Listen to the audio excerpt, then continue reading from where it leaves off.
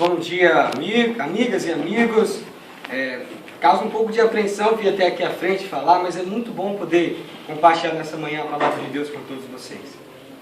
Que homens e mulheres são diferentes, isso todos nós já sabemos. E é notável não somente na questão física. Por exemplo, quem nunca ouviu falar que as mulheres falam cerca de 20 mil palavras por dia e homens somente cerca de 7 mil? Verdade ou não, o que se sabe é que se ignora o fato de que essas diferenças também existem dentro dos relacionamentos. Cada membro familiar possui suas peculiaridades e características próprias.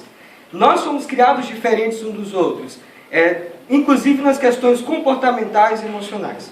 O texto para meditação nessa manhã é Colossenses capítulo 3, nós vamos nos centralizar nos versos 18 e 19. Enquanto você abre, deixa eu lhe apresentar o contexto. A igreja de Colossos é uma igreja nova, e ela vem enfrentando alguns problemas porque ela tem sido influenciada pelo misticismo, o helenismo e as culturas pagãs que estão ali ao seu redor. Paulo parece nunca tê-los visitado, mas na carta em que ele escreve, ele responde às principais questões, centralizando todas as suas respostas em Cristo. Mas no capítulo 3, Paulo meio que faz um recorte, e agora ele apresenta como permanecer e viver de maneira prática em Cristo, de maneira que você possa agradar a Deus, fazer a sua vontade, ser submisso a Ele em todas as áreas, inclusive na área familiar, que será o foco dessa manhã. O verso 18 diz assim, esposas, sede submissas ao próprio marido. Alguns mal interpretam esse verso, dizendo que a mulher deve ser servil, viver reprimida e em tudo ser obediente ao marido. Mas a Bíblia não apresenta a submissão como sinônimo de inferioridade, e sim aquela que se dá entre iguais.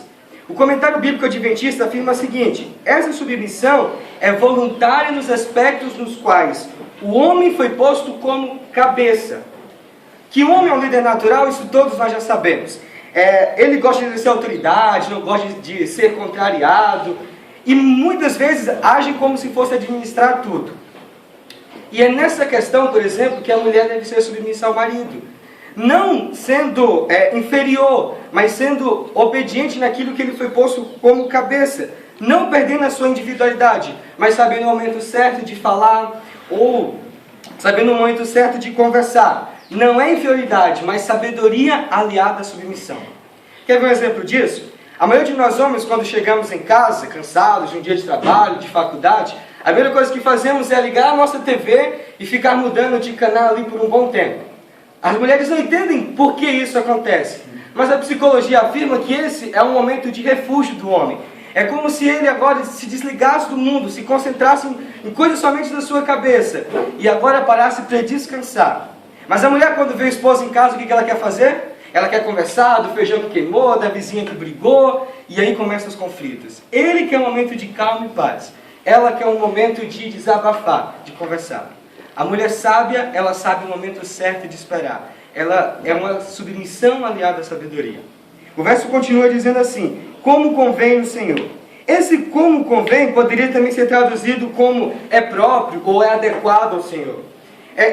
Ellen White também apresenta no livro lá adventista que a submissão da esposa depende da submissão dele a Cristo. Se o esposo não representar Cristo, se ele não estiver sob o seu domínio, não pode ser ele que é o cabeça da casa. A submissão dela a ele também é um sinônimo de obediência a Cristo, mas ele também deve ser submisso a Cristo. Ambos devem ser submissos. O verso 19 agora diz: marido, amai a vossa esposa.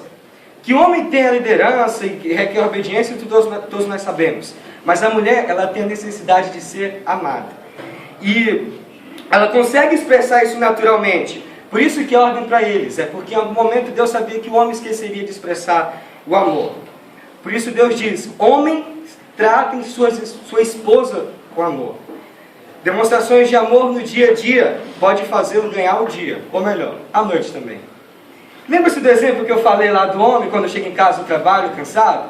Pois é, a submissão sábia da mulher faz ela esperar o momento certo de falar. Mas o amor expresso dele faz com que ele dedique tempo e atenção para ela em alguma parte do seu dia, para ele também demonstrar amor. O verso termina dizendo: e não a trateis com amargura. as frustrações, as responsabilidades, as tarefas do dia a dia, fazem com que, por uma artimanha estranha do comportamento humano, ferimos impensadamente as pessoas que mais amamos, dizendo palavras às vezes ríspidas, grosseiras e amargas. Só que se nós subjugarmos o nosso eu, controlarmos os nossos impulsos e sentimentos, uma onda de felicidade invadirá os nossos lares. Sabe, cada membro da família possui suas próprias peculiaridades, mas Deus deseja que os nossos relacionamentos sejam relacionamentos felizes e harmoniosos. A submissão sábia da mulher faz com que ela saiba ser obediente sem perder a sua individualidade e possa evitar conflitos no lar.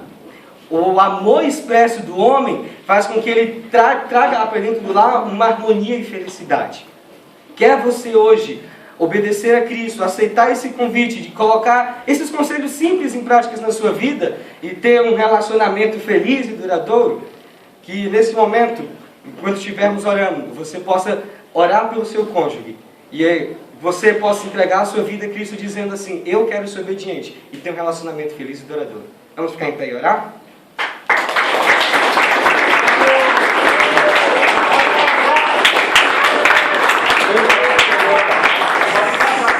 Quem marcou o tempo dele aí? 6 e 4.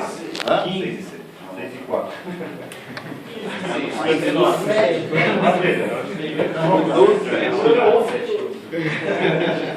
Você foi bastante esperto. Você pegou um texto que já estava exposto no próprio texto aqui. Então. Mas é isso mesmo. Certo? O papel está tudo certo, sem nenhum problema. Só faltou crase aqui 2 vezes, mas o resto está. Conselhos rápidos, esposa. A tua oratória é muito boa. Faltou um pouco mais locomoção, né? Você ficou, tentou, mais inclinou o corpo e tal.